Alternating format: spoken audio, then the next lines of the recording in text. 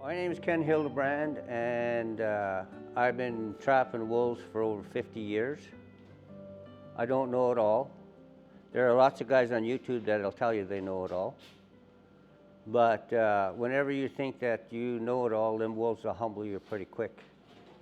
I appreciate you guys taking the workshop. It's a great thing to take.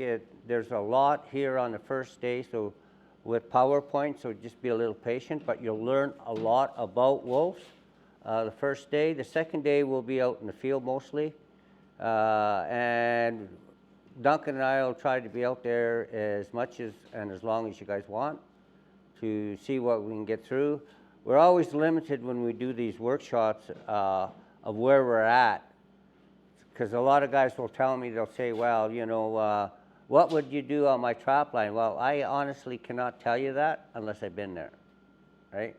I could BS you and give you a big line, but I don't like doing that. I like to be as honest as I can be, and sometimes being honest bites me, but that's okay. I'd rather be honest than not honest. For you guys that don't know, in 2008, I was caught underneath the quad for 96 hours. If you Google my name on YouTube and then type in "I shouldn't be alive," you can watch a video that Animal Planet made of me.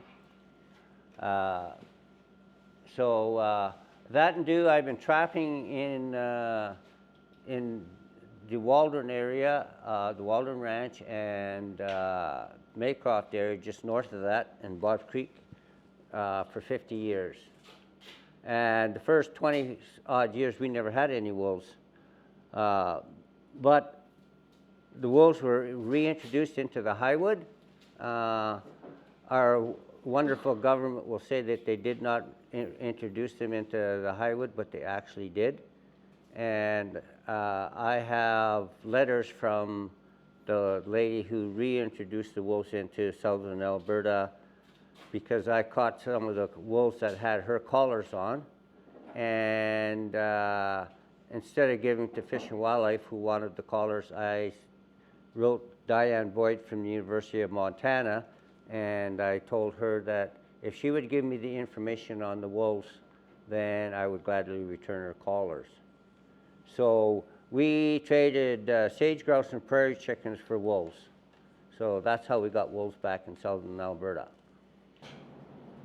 Before I lost my leg, I used to take, you know, on an average, I used to trap 2 or 3 trap lines, and I used to trap old John Sikora's trap line, 1877, to the north of me in the Livingston, and I used to trap old Stan Fisher's trap line, which was just west of Chain Lakes there.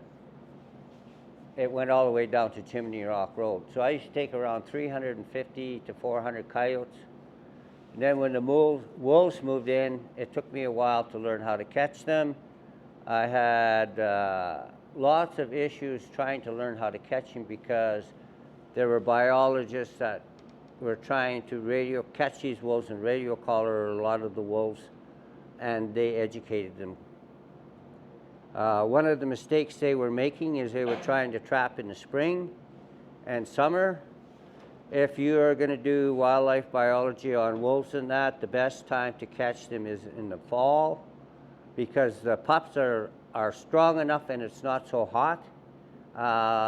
You'll find if you're catching for research, if you're catching during the summer, the pups overheat and they can't get to water, and so they'll succumb to that quite quickly. So wolves, the predator. We have a lot of people that don't know how many wolves there are in the province. So the Alberta government has, for quite a few years, they've been trying to keep a population of wolves around 14,000, which is a lot of wolves. But they can't seem to get to that point. Up north, we're having troubles right now with the caribou. We're losing our caribou. It's not just the wolves that are doing it. We need to manage the black bears and stuff up there as well, because what they'll do is they'll do a grid search. They'll find a cow. The calves have no scent to them. They'll find a cow, and they'll go after the cow They'll do a grid search, they'll kill the calf, eat the calf, and then they'll head to the next cow. So, we'll talk a little bit more about that a little later on. So harvest pressures. Here you can see the government, they want to do a lot of things, conservation agendas. It's hard to get it through a lot of ranchers' head. Every wolf should be a dead wolf. Lots of times if you have a pack of wolves that are near your ranch or around your ranch and they're not killing wolves or killing cattle, you're better off to leave those wolves alone and not let the pack get too big. Take some out of the pack, but don't take the whole pack, because they'll keep other wolves away from there, right? They'll mark the territory. Usually what happens is the alpha female who runs the pack, she gets injured, and she'll, for some reason, whatever, and she gets injured, and when she gets injured, she takes down a cow, and the pups and that eat it. You got to take out the whole pack then. You have no choice.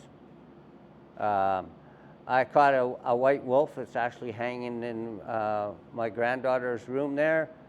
That wolf was a big wolf for the wolf's sake, because you see a lot of guys, they say that these wolves are like 250 pounds. I would like to see that wolf. There's, you can make them look big, but I honestly don't believe there's a wolf that's that big, right? The biggest one that I've caught was, according to the data I got on the radio collar, it was 11 years old, and it was an old wolf, and it was a big alpha male, and it actually had gorged itself. It weighed 240 or 140 pounds. So a 140-pound wolf is a huge wolf. The average is around 90 pounds. So the public, they think there's not enough wolves out there. We need more wolves. That the trappers and that are killing all the wolves. Since I lost my leg in 2008, I've taken 103. So there's different agendas out there, and so it's good to have people come and see this course, like this gentleman that's taking and then he's making a video of this. It's good for the public to get the right perspective out there, because a lot of times the truth isn't being told by a lot of these people out there. So toxicants, the Alberta Trappers Association and myself, we are totally against it. The government still uses it at time. In that caribou management, there were people that were caught using helicopters and using poison. And so there's a big outcry. I think it was Friends of Wolves that found some of these carcasses that were dropped out on some lakes. And they took and they had the meat analyzed, and they had strychnine. So they raised a big stink with the government over that.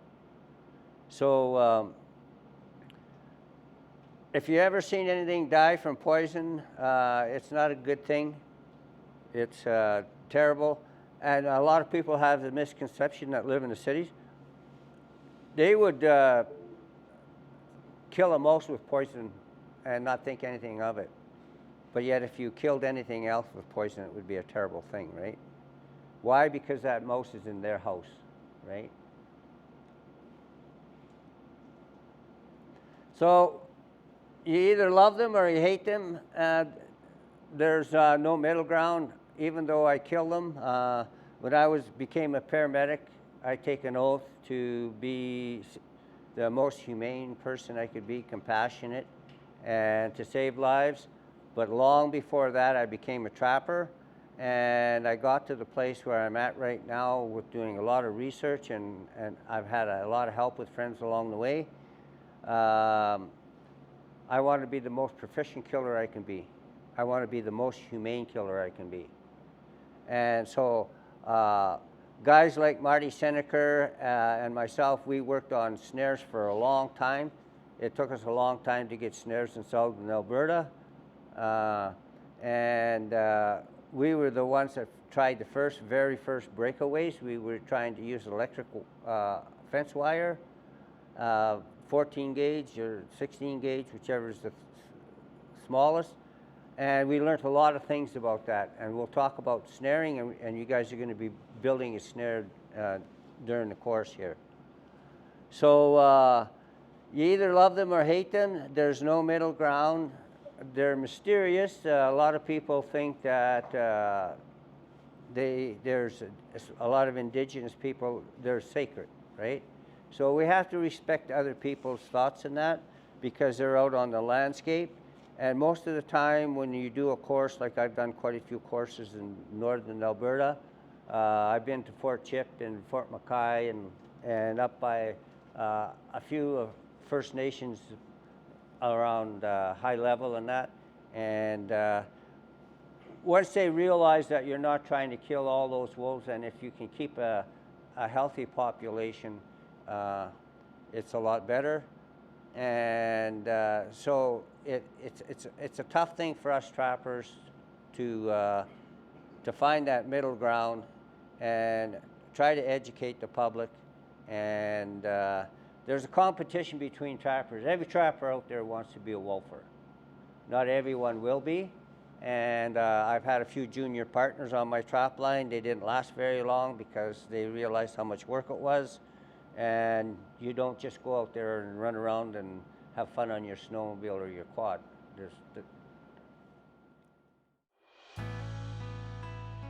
Did you like this video? If you did, I think you're gonna like this one right over here. So check it out. And I appreciate your subscribing if you haven't done so already. Remember to do that while you're watching this next video. Click like, it all helps us out for this channel. Catch you next time.